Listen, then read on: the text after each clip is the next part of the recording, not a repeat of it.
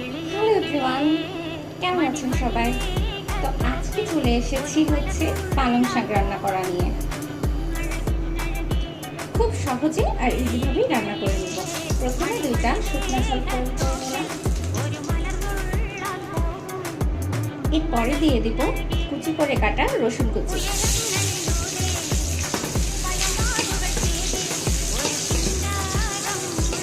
রসুনটাকে লাল করে ভেজে নেওয়া পর্যন্ত অপেক্ষা করব। তো এরপরেই আমি দিয়ে দিব এখানে পেঁয়াজ কুচি আর কাঁচা ঝাল কুচি।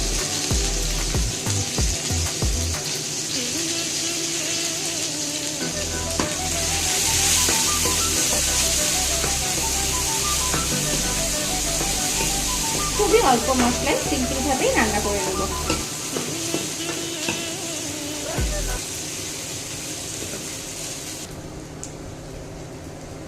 এরপর আমি এখানে 1 চামচ জিরার গুঁড়া দিয়ে দিব।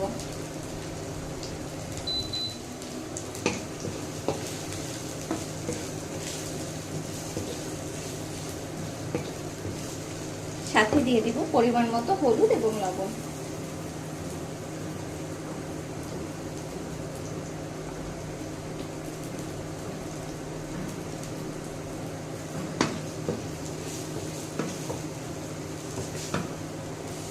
মশলাটা সুন্দরভাবে কষানোর পরে এখানে আমি সুন্দর করে পরিষ্কার করে কেটে ধোয়া শাকটা দিয়ে দিব।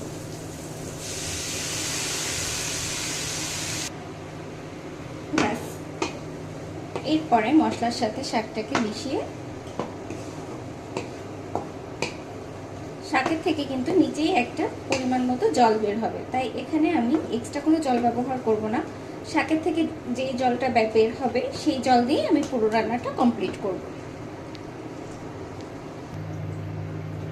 এরপরে আমি ঢাকনাটা উঠিয়ে দেখব। শাকের থেকে কিন্তু অনেক বেশি জল বের হয়েছে। জলটা শুকানো পর্যন্ত অপেক্ষা করব।